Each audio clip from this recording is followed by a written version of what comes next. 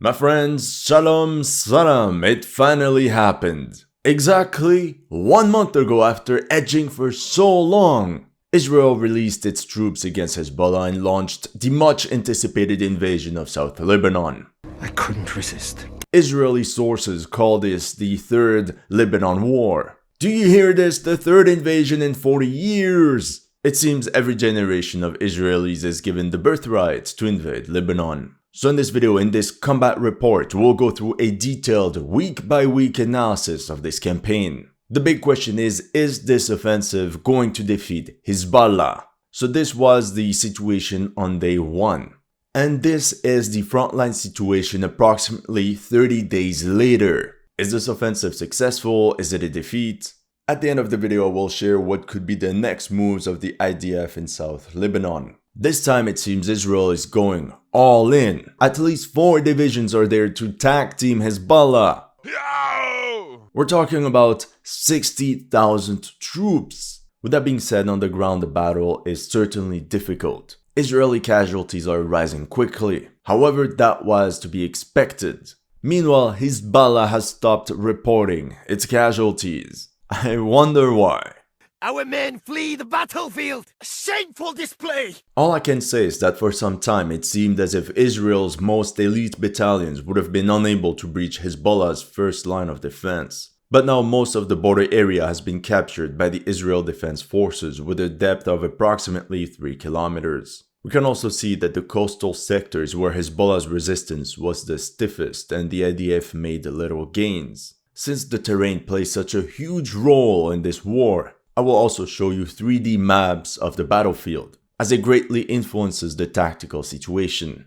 With that being said, something I noticed is how the IDF learned from its mistakes in 2006, but also applied direct military experience from their combat operations in Gaza. For example, let's take a look at the death toll of both these campaigns after 1 month of ground operations. In 2006, the IDF lost 121 KIA in only a couple days of actual fighting, whereas throughout October 2024, the Israeli command lost 42 military fatalities, all the while capturing much more territory than 20 years ago. Although some sources claim that Israel is about to stop its offensive in South Lebanon, I think that at this rate, Israel can continue its military operations in Lebanon for months. They will simply go para, one step at a time. Of course, we'll also cover some international drama. On the 11th of October, the BBC even reported, US urges Israel to stop shooting at UN peacekeepers in Lebanon. Although the missile and drone strikes of the Axis of Resistance are spectacular and definitely play their part,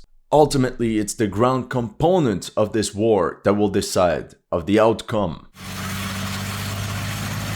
Due to the complex nature of this conflict, I used this app and website by Ground News for my research. While browsing, I found this story. Israel confirms eliminating Hashem Safieddin, potential successor of slain Hezbollah chief Nasrallah. Ground News found over 316 articles covering this story. What I noticed is that there is a near even split of coverage coming from the left and the right. But we can see that overall the bias distribution is 40% center, which means that 40% of the sources are politically neutral on the matter. This is great news for my research. With Ground News, we always get both sides of the story. Thanks to their bias comparison tool, we learned that the left emphasizes the humanitarian concerns and the chaotic aftermath of the airstrike, detailing civilian impacts. Meanwhile, the right focuses on Israeli military strategy and explicitly labels Hezbollah as terrorist, a terminology that is less pronounced in the language of the left. When I click here at the top, I get all the news related to Israel. In total, over 52,500 stories have been published about Israel, which Ground News has aggregated in the past 3 months. It's perfect for in-depth research. What's great for me about this particular story is that 58% of the sources are rated as high factuality. Sadly, only 10% come from independent sources, so I have to watch out. If I take a closer look at all these articles, I can filter out the ones that are rated as high factuality, politically center, and that have no paywall. We have this article by Channel News Asia, which is owned by the government of Singapore, and this one owned by the Romanian DG23 Corporation. Personally, as someone fascinated by warfare and geopolitics, ground news is an invaluable tool that cuts through the noise. Go to ground.news/HistoryLegends or use the link in the video description to subscribe today. If you sign up through my link or scan my QR code, you'll get an exclusive 40% off the Vantage plan, which is what I use to get unlimited access to all their features. I think Ground News is doing important work and I hope you'll check them out. Not only will you support the headquarters, but you also support a small team looking to hold the media accountable. So, since we have 1 month of combat operations to report on, the way we're going to do this is simple. I'll start with a detailed day-by-day account of the first days, because this is where I'll have to introduce a lot of the tactical aspects of the war and the geography of South Lebanon, and then we'll look at the weekly operational situation up until the end of October. Now, remember what I said in one of my previous videos. The first wave will have to pierce through enemy lines. The role of the second wave will be to clear these strongholds. So another option would be to make use of the IDF's advantage in armored units and mobility by concentrating their best brigades around Metula.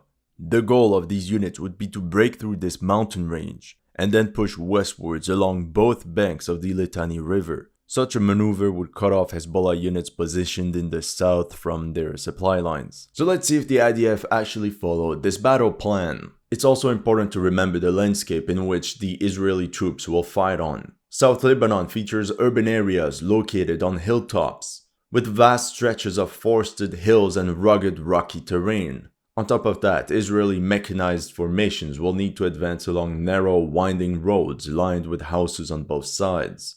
All this against an enemy that had almost 20 years to fortify the entire region, that is also heavily armed and that has thousands of fighters. What I suggest is that we go through a quick recap of what happened in the weeks prior to the start of the ground operations.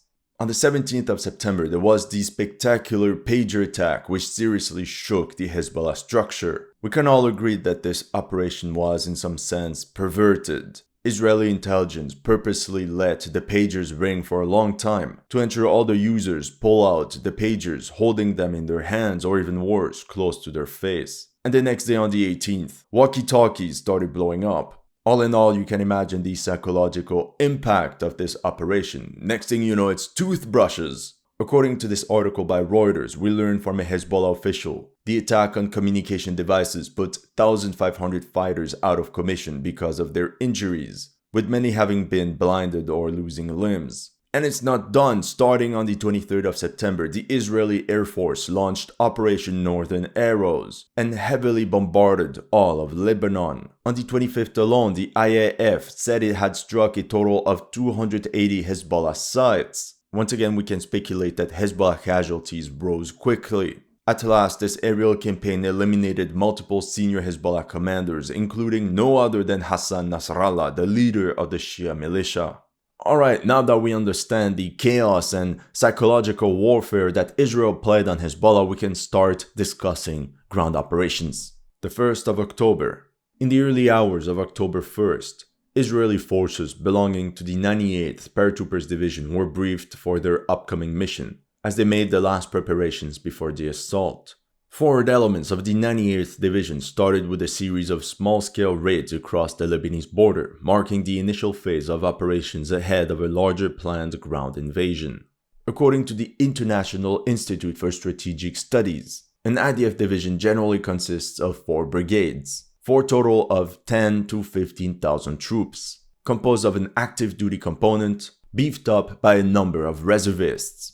Now the question is, can this mix of active duty personnel and reservists be effective on the battlefield? The 98th Paratroopers Division is one of Israel's most elite combat formations. It was withdrawn from Khan Yunis in South Gaza in late August, and has now been redeployed to northern Israel. The Jerusalem Post wrote, IDF division that broke Hamas in Khan Yunis spearheaded the Lebanon invasion. This division is composed of some of Israel's best trained brigades, like the 35th Paratroopers Brigade. It is an elite infantry formation with some of the highest selection standards in the IDF. The paratroopers were engaged notably in Gaza from November 2023 to June 2024, where they suffered a heavy toll of 30 KIA.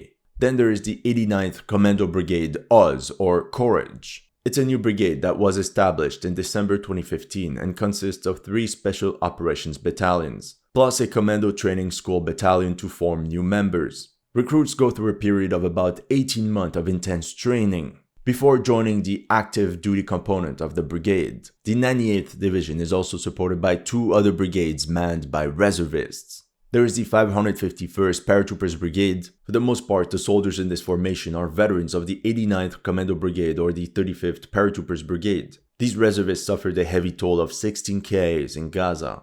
So although it's a reserve unit, it still remains a very capable formation. And the other reserve unit is the 55th Paratroopers Brigade. The 3 battalions of this brigade rotated each other in Khan Yunis, meaning they all gained valuable and recent combat experience, especially in clearing and destroying enemy tunnels. The first formation to attack was the Egoz battalion of the 89th Commando Brigade. Egoz is a Hebrew acronym for Anti-Guerrilla and Small-Scale Warfare. It's not a surprise that Egoz spearheaded the invasion, since its operatives are trained in long-range solo navigations. Essentially, these guys will camouflage themselves in the terrain and try to detect enemy formations and call in airstrikes when necessary. As you can see in these pictures, their skill is really concealment and recon. As you can see in this video, Israeli troops pushed across the border by foot, but also using light vehicles instead of big, bulky, armored ones. In Lebanon, thicker is not always better. Right here you can see how Israeli troops advanced with modified Humvees with no doors, and with some sort of cage covered in a camouflage net at the rear, possibly as a defense against enemy drones, aka a direct lesson from the war going on right now in Ukraine. These Israeli troops here seem to be driving a Zeber 4x4 off-road vehicle. IAA made this vehicle specifically for difficult terrain. Surprise, surprise, such as the Rocky Mountains of Lebanon, all the while offering a comfortable ride for its passengers. The Zeber can be expanded into a troop transport with additional seating in the rear. This version often features bench-style seats allowing up to 6 soldiers in the back. Overall, a very different approach from the one the IDF used in 2006, when they attacked head-on with entire tank columns. Meanwhile, as part of Operation Northern Arrows, the Israeli Air Force provided air support as they struck dozens of Hezbollah targets such as headquarters, storage facilities, and surface-to-air missile launchers of various ranges. In response during that day, at least 240 rockets were launched from Lebanon towards Israel. October 2nd. That day, the 36th Division of the IDF joined the invasion. It is composed of 2 infantry brigades, Golani and the reserve Etzioni, beefed up by 2 tank formation, the 7th and 188th Armored Brigades, plus an important artillery component. Here you can see Golani riflemen practice the clearing of a village, in a rocky terrain similar to the one they will encounter in South Lebanon. The IDF also restructured its armored brigades for more pack-a-punch. In the past, Israeli tank battalions were composed of 2 armored companies of 12 tanks each staffed by active duty conscripts, along with a third one composed of reservists.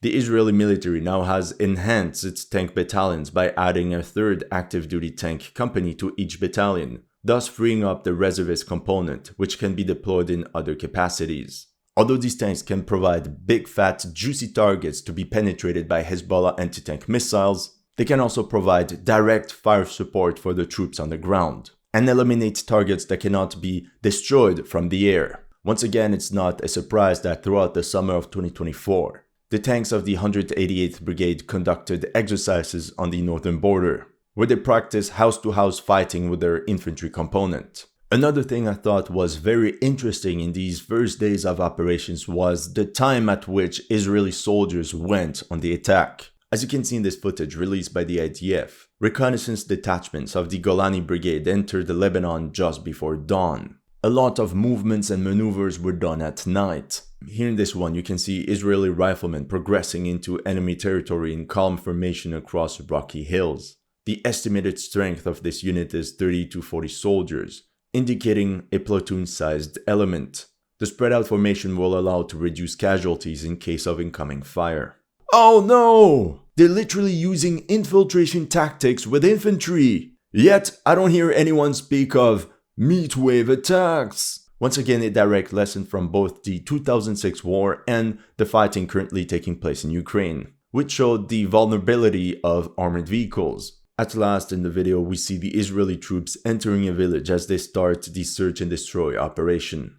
By the end of day 2, the Israeli tactical approach was straightforward. They put the emphasis on infantry maneuvers advancing along crests and hilltops in order to clear the path for mechanized formations from enemy ATGM nests and various bunkers. And if they need to move quickly, they will use light vehicles along these same rocky hills and avoid the valleys that are certainly mined and set for ambushes. This method is certainly slower, but it is also meant to reduce casualties. Despite this new approach, on the 2nd of October, the IDF reported the death of 9 soldiers, 5 operatives from the elite Egoz commando unit, all between the ages of 21 and 23. They fell during an ambush laid by Hezbollah fighters near the village of Odaise. Another officer and 4 operatives were also wounded in the same incident. That day, the 35th Paratrooper Brigade also reported 1 fatality, a 21-year-old captain. He was later avenged by IDF drones that spotted and destroyed the enemy unit responsible for his death. Israel suffered a 7th fatality in the Yahalom Combat Engineering Unit. But this goes to show that Israeli demolition squads will advance right behind the first elements, as their role is essential in this campaign. Meanwhile, further south, 2 fatalities were reported in the Golani Brigade's Reconnaissance Battalion in a separate incident in the sector of Bint Shbil. On top of these 9 fatalities, at least 30 Israeli soldiers were wounded, including 7 having suffered serious injuries. Overall, the tally in the second full day of operations was 40 casualties, of which 16 irrecoverable losses, or about 40%. It's huge! Meanwhile, Hezbollah claims it has destroyed 3 Israeli Merkava tanks with guided missiles as they approach Marun al-Ras, but no video evidence was released right after the event. From these casualty reports, we can conclude that the IDF advanced along 2 main axes of attack, one in the north near the Litani River in the area of Odaise, and one in the south in the area of Marun al-Ras. So as you can see, the 98th Division, that is infantry based, is attacking across very high mountains and hills, whereas the 36th Division is much more armor heavy, as it will attack in an environment that is more flat, like some sort of plateau.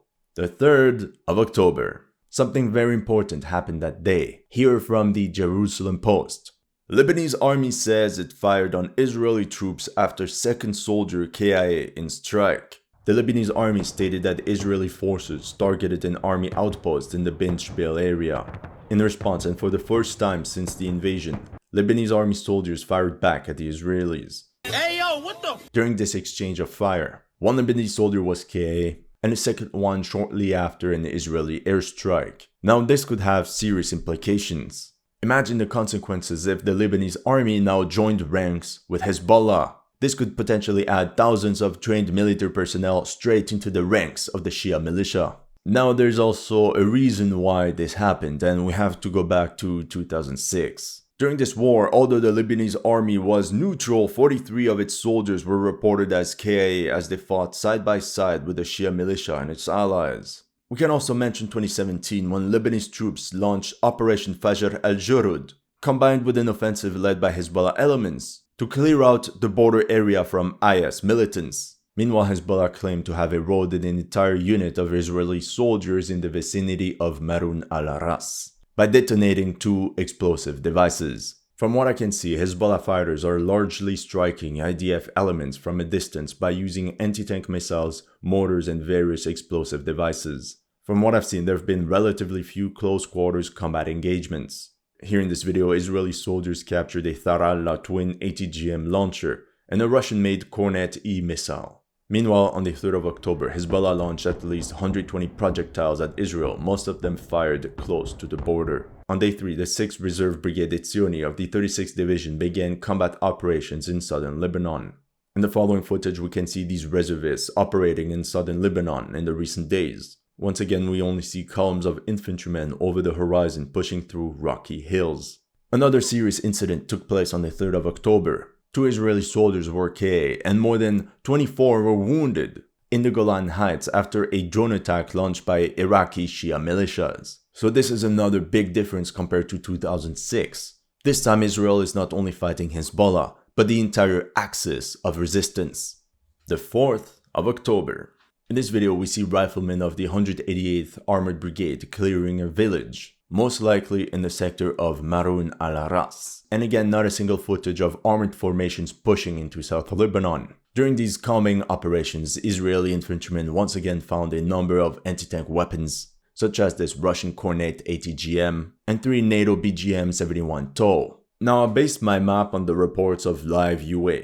And by the end of the 4th of October, Israeli forces reported a maximum progression of 1.8 kilometers, but still did not gain full control over the enemy's first line of defense, composed of the villages of Yarun, Marun al-Ras and Aitarun. Meanwhile, in the north, progression is also extremely difficult. There, the IDF managed to advance 400 meters in the villages of Kafr and Odaise, along a 6-kilometer front. By day 4, the number of Israeli fatalities was numbered at 11 soldiers. In comparison, by day 4 of combat operations in Gaza, the IDF had already lost 25 troops. The 5th of October. The 36th Division expanded its area of control west of Binjbil towards the town of Ramaish, after a 1-kilometer push, probably with the engagement of another battalion of the Golani Brigade. Here you can even see Lieutenant Colonel David Cohen reviewing the situation on the contact line while rifleman units continue combat operations. Now, the fact that high-ranking Israeli military commanders are on the front certainly boosts the morale of the troops, but will also backfire shortly. Meanwhile, in the north, very little territorial changes could be reported. The IDF only stated that troops of the Commando Brigade and 35th Paratroopers Brigade continued to dismantle enemy positions one by one. As we could see in the past days, Israeli commandos infiltrated Hezbollah positions during the night, while combat engineers cleared the area from explosives and sealed off the entrances of tunnels. On the 5th of October, UNIFIL, no, not a terrible tropical disease, just the United Nations interim force in Lebanon, said it was unhappy about the location of IDF troops right next to the Irish UNIFIL contingent deployed at position 652, southeast of Marun al-Ras. On the map, we can see 24 Israeli vehicles parked not even 100 meters away from the UN base. Is the Irish peacekeeping contingent about to witness a second Jadotville? Fuck. Nearly 10,000 peacekeepers from over 50 countries are deployed in South Lebanon. And let's just say Israel wants them out of the way ASAP. Because let's just say there's long-term beef between the two. The Israelis claimed that the primary mission of UNIFIL troops in southern Lebanon was to implement UN Security Council Resolution 1701 and prevent the presence of Hezbollah armed operatives south of the Litani River. However, both the state of Lebanon and the international community have failed to effectively implement Resolution 1701. So Israel was like, okay, we're gonna deal with the problem ourselves. Oh, I almost forgot. The IDF also claims that numerous rocket attacks that targeted Israel were fired from positions right next to UNIFIL outposts. Once again, the uselessness of the blue helmets. That could be a good topic for another video. We can also see that just like in Gaza, Israeli engineers are clearing all vegetation to avoid any surprises. They're even creating new roads to prevent mines and ambushes. The 6th of October.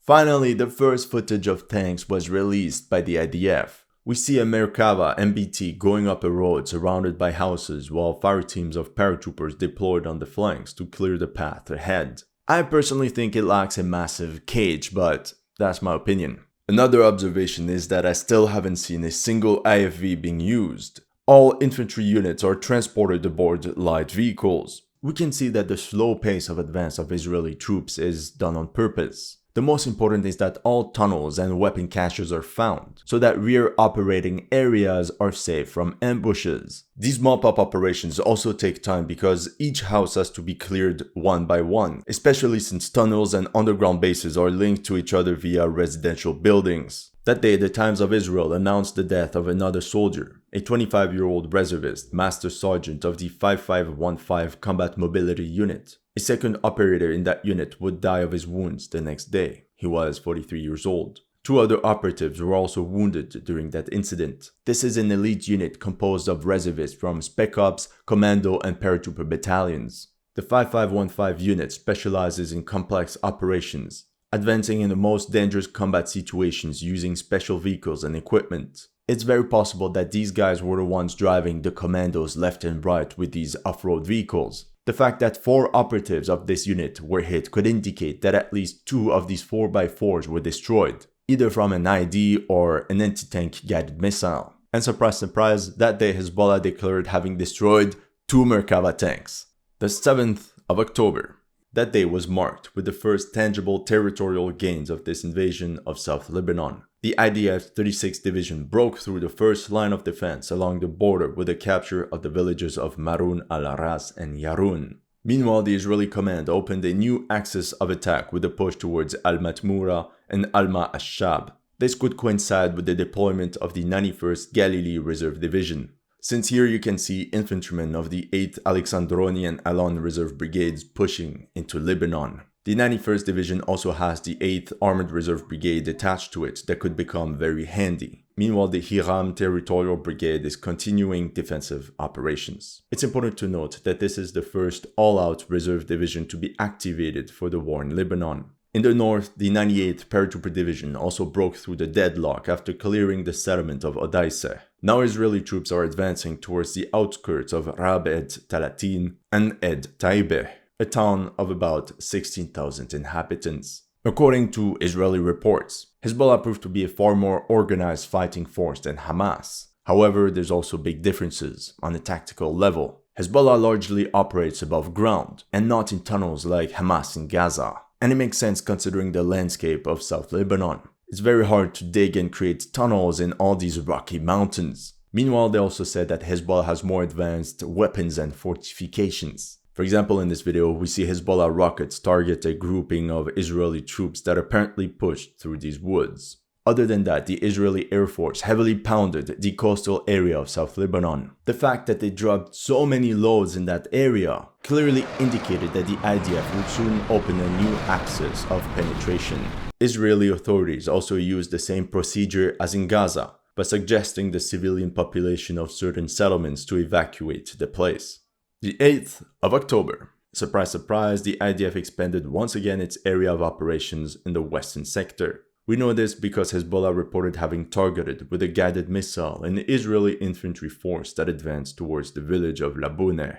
The IDF deployed a 4th Division to southern Lebanon for ground operations against Hezbollah. That's how the 146th Reserve Division began operations in the western sector. By the end of week 1, we also noticed that the number of active duty battalions that launched the initial phase of the invasion were rotated out and replaced by reservists. Overall, at this point, the order of battle is the following: 98th Paratroopers Division in the north, 36th Division in the east, 146th Reserve Division on its left flank, and 91st Reserve Division on the coastline.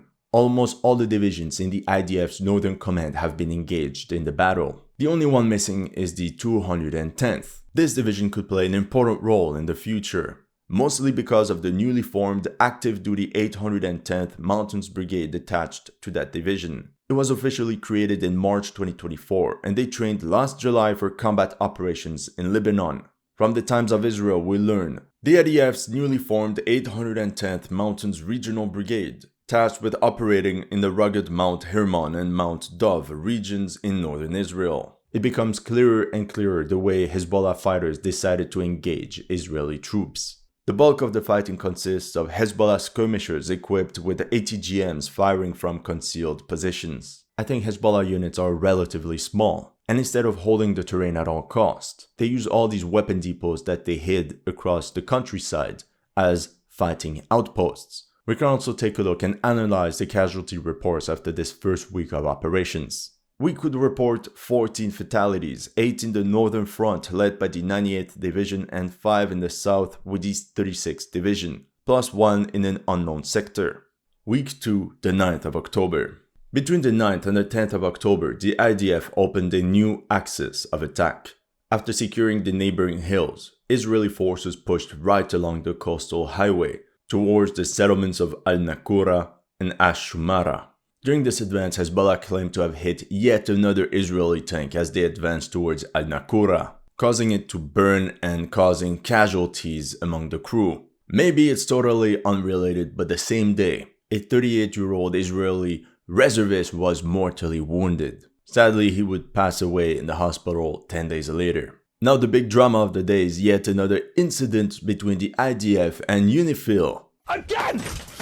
The UN refused to evacuate its peacekeepers from South Lebanon. So the story goes that an Israeli Merkava tank targeted an enemy position very close to the UNIFIL headquarters in Al-Naqoura. By mistake, one of the rounds hit straight into a UN watchtower, and the blast caused 2 Indonesian peacekeepers to fall off. But there's more! The UN stated Israeli army deliberately fired at UN security cameras, disabling them. The situation might seem one-sided, but the reality is more complex. In this picture, we can clearly see how a Hezbollah tunnel was discovered right next to a UN base. How come nobody noticed?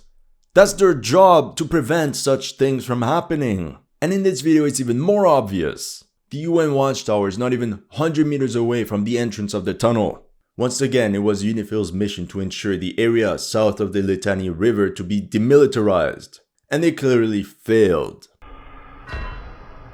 And that's not all. The Guardian reported 2 Lebanese soldiers KIA in Israeli airstrike hours after UN peacekeepers HQ fired on. And the IDF responded with very dark humor, stating they only targeted Hezbollah positions and were unaware of any Lebanese army facilities found in the area of the strike. On the 9th of October, the IDF reported 1 reservist of the Alon Brigade as KIA, plus 2 more that were wounded.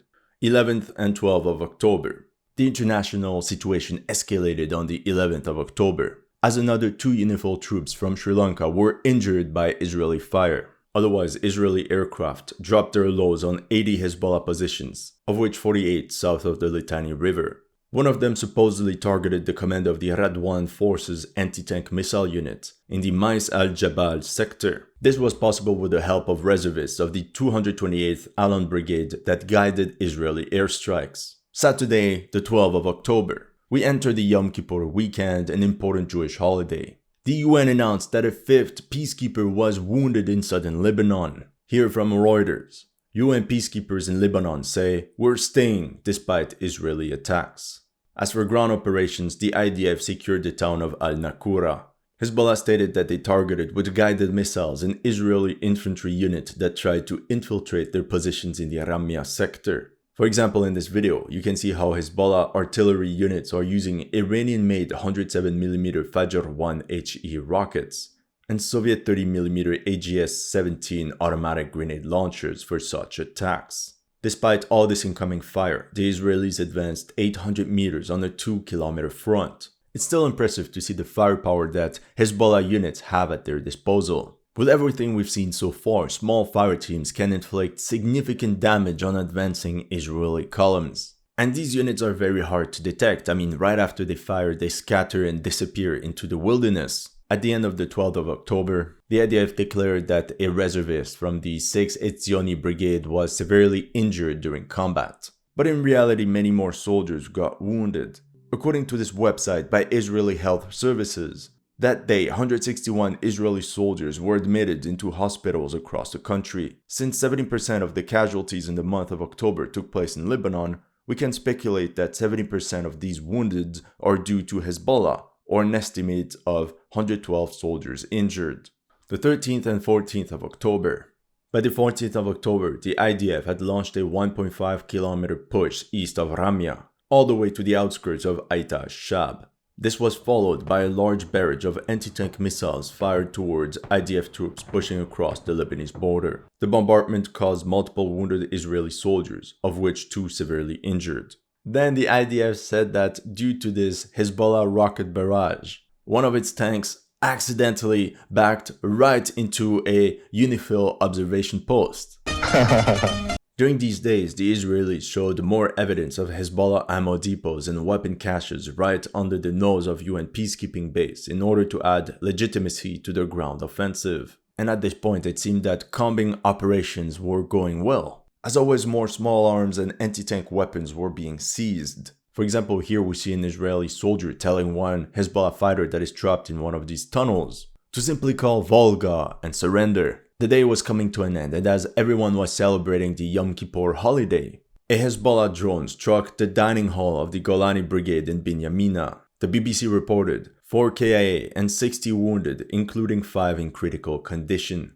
That's 2 platoons gone! That's exactly the type of dangerous, lethal, long-range strikes that Hezbollah can inflict on the Israeli army. Such attacks are low cost, high reward. They just need one of such drones to pass through to call a win. And now the problem for the IDF is that Hezbollah is estimated to have more than 2,000 drones of various types. Additionally, on the 14th of October, Hezbollah showed how it launched a missile strike on military barracks located in Beit Lid, but it's unknown the damage that it caused. By week 2, 5 additional fatalities could be reported by the IDF. The losses were separated as follows: 4 in the 36th Division and 1 in the 146th Division. Week 3, the 15th of October. The IDF expanded its area of control in the Mes Es Jabal sector by attacking Hezbollah positions in the town of Habibi, and eliminated enemy positions in the town of Blida. That same day, Hezbollah released a video of a guided missile targeting what seems to be an engineering unit near the town of Ramieh. The IDF did not report any fatalities from this incident, but we can be sure that a number of Israeli soldiers were wounded. That day, about 85 Israeli casualties could be reported from Lebanon. Other than that, Israeli troops advanced 1.3 kilometers in the mountains towards the villages of Kfar Shuba and Sheba. Surprise, surprise, the attack was led by units of the 810th Mountains Brigade. 16th of October. That day, the paratroopers pushed 700 meters against Rabet Talatin and Et Taibe. Heavy fighting also occurred the next day, which this time resulted in multiple deaths. Left-leaning Israeli newspaper Haaretz declared that 4 attackers opened fire at the Israeli soldiers, who were sweeping a multi-story building in a village near the Israel-Lebanon border. And if we go on the website of the Mortars of the IDF, we see that indeed 5 soldiers of the Reconnaissance Battalion of the Golani Brigade were KIA. But what struck me is the ranks of the soldiers. We have 3 riflemen that fell, but also 1 platoon leader and even a company commander. On top of that, another officer and 2 soldiers were also wounded during this firefight. Up until now, the Golani Brigade fought in the sector of Yarun and Marun al-Ras, just outside of Bin Shbil. So we can assume these casualties occurred somewhere in an urban area in this sector. We can feel that the Battle of Attrition is slowly starting to erode certain Israeli units. Although the number of KIA is limited, the number of wounded soldiers is rising quickly, and all these units have to be pulled to the rear to refit. This explains the increasing reliance on reservists to continue combat operations. On the 17th of October, Group North of the IDF launched a big push in Kfar Kela, where they advanced 1.5 kilometers inside the settlement. At the same time, Group Center cleared the remainder of Habib. Certainly a victory, but there are dozens of such arid and rocky hilltops all around. Now, since in this report I have to cover both sides of the story, Hezbollah reported having destroyed at least 2 Israeli tanks on the Labuneh Heights around 9 a.m. with guided missiles. So as you can see on the map, this is said to have happened around the coastal area. But you can see the strategic importance of these heights as they overlook the entire region. We got this footage which indeed shows some armored vehicles were hit around the Labuneh Heights, but it remains unclear if it was a Merkava tank or something else. Now we fast forward a couple days to the 21st of October, which marked the start of a new set of maneuver warfare operations by the IDF. In the north, the Israeli 98th Paratroopers Division broke through and captured the entire town of Merkaba. Further south, the 146th Division expanded its area of control towards Aita Shab, and even managed to launch forward elements towards Kauza along the road leading towards the larger settlement of Beit Leaf. Additionally, Israeli troops of the 91st Galilee Division launched a pincer maneuver on the town of Matmura by cutting this road both from the west and the east. We can see that in this phase of the offensive, Israeli formations maneuvered around Hezbollah's strong points and nodes of resistance, hoping that these movements would force the defenders out of these fortifications. The next day, Israeli troops from the 36th and 146th Divisions launched a combined operation against the town of Miash. One pincer from the 146th Division advanced 3 kilometers from the west, and another from the 36th Division from the east, thus almost encircling the urban area of Miash. Miash is one of the biggest settlements in that part of South Lebanon. The town was home to 5,000 to 7,000 people before the invasion. Now, what's also interesting is that it is also predominantly inhabited by Maronite Christians. As you can see in this article, there's a massive cross above this place. You would think you're entering the Midwest. And the title of the article says, Lebanon's Christians decry being used as human shields by Hezbollah. Or here from Le Monde, we are against this war that Hezbollah dragged us into. So we can believe that perhaps some of the inhabitants of the village provided valuable intel to the IDF. That day, 2 Israeli reservists were reported as KIA. One belonged to the 508th Battalion of the Attrition Artillery Brigade, and 3 others from the same unit were also wounded. It's pretty rare that artillerymen get hit. I think it's the first time since the start of offensive operations in Gaza that I have to report such an event. Once again, we see the lethality and range of action of Hezbollah rocket artillery units. And the other fatality is no other than the deputy commander of the 93rd Battalion of the Allen Brigade. Either the guy went to the contact line to assess the tactical situation, and that's where he got hit by a sniper, for example, or once again he was hit in his HQ by Hezbollah rockets. And we know most Hezbollah MRLS systems are positioned north of the Litani River. So now we're closing the chapter of the 3rd week of combat operations in southern Lebanon. Week 3, 8 additional fatalities for a total of 27 KIA. These 8 losses were separated as follows. The axis of progression of the 36th Division saw 5 KIA, the 146th Division operating on its left flank, 2 fatalities, and another one in the 91st Division. Week 4, the 23rd of October. By the 23rd, the IDF completed its mop-up operations in Armiesh and secured the entire town. It's important to notice that there are other Christian villages in the region such as Ein Ebel, Debel, and Kauza, which could be stormed relatively quickly if Israeli troops benefit from the intel of the locals. The same day, the reservists of the 146th Division also cleared the settlement of Ramyeh. Overall, the latest offensive operations have allowed the Israeli command to link up the front operated by the 98th Paratroopers Division in the north with the one of the 36th Division pushing against Binch Bil. So the Israeli command now has a united front going from Ramyeh all the way north to Kfar Kfela. The only village preventing from a united front all the way to the coastline is one called Bustan, which also happens to be the name of a famous fast food chain that I loved as a student. Now, the big drama of the week happened the day after, but I can spoil the events right now. The big news of the day is that the 98th Paratroopers Division finally broke through the set of mountains that was forming Hezbollah's first line of defense. Paratrooper and Commando battalions stormed the village of Rab et Talatin and entered the first houses of the bigger settlement of Et Taibeh. If this town of Et Taibeh falls in Israeli hands, then the IDF will have scored its first touchdown on the strategic Litani River. The 23rd of October was marked by another 4 Israeli fatalities in the ranks of reservists of the Carmeli Brigade. It was an infantry unit of the 222nd Battalion that got hit. 4 fatalities would mean on average an additional 24 wounded soldiers, so this means an entire platoon was eroded. These casualties are most likely related to the encircling maneuver of the village of Matmura, along the coastal sector held by the 91st Galilee Reserve Division. By the 24th of October, the IDF cleared the remaining Hezbollah pockets around the Maronite Christian town of Ramyesh. So from a territorial perspective, this is the first significant victory for Israel in this war against Hezbollah. Or like we should say, Hezbollah. The Israeli 36th Division also launched a blitz east of Marun al-Ras and gained 13 square kilometers with the capture of the town of Aitarun. It's probably during that battle that the commander of an Oquet's assault squadron of the Maron Brigade was KIA.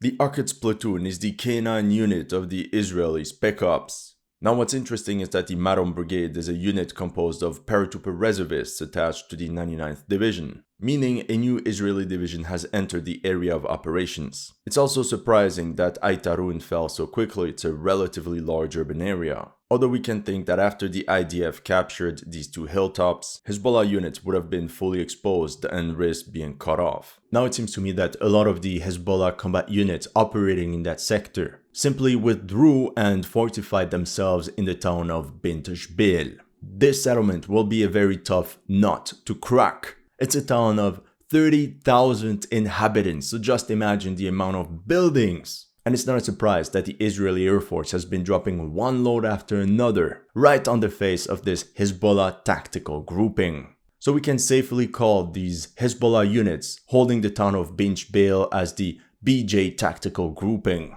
That day, the 98th Paratrooper Division also pushed 1.5 kilometers right in between the villages of Talouseh and Hula. The Israelis were gaining momentum. As the 24th of October was coming to a close, a Hezbollah rocket hit a building packed with Israeli troops. The strike allegedly took place in the town of Merkaba that was recently captured. 5 Israeli reserve soldiers were KIA, average age 39, and 19 others were wounded, for a total of 24 casualties.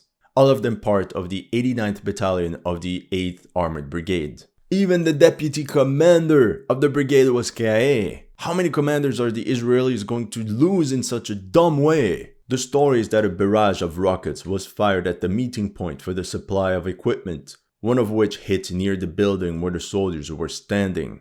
I understand that this happens at the beginning of ground operations, but it's almost been 3-4 weeks and Hezbollah is pulling the same moves on the Israelis over and over again. When is the IDF going to learn? How many more casualties do they need to see in combat reports for them to wake up? Now the tragedy is that one of these fatalities was a reserve warrant officer called Guy Idan. Despite being too old to serve, Guy Idan volunteered in the IDF at the age of 51, after learning on October 7th that his cousin was kidnapped and his 18-year-old niece fell victim to the attackers. Now it's interesting because if this incident actually took place in Merkaba, we're inside the area of operations of the 98th Paratroopers Division, but they don't have an armored brigade attached to them. So this means the 8th Armored Brigade attached to the 91st Galilee Division operating along the coastal area was rerouted and transferred to the northern front to help the paratroopers to break through.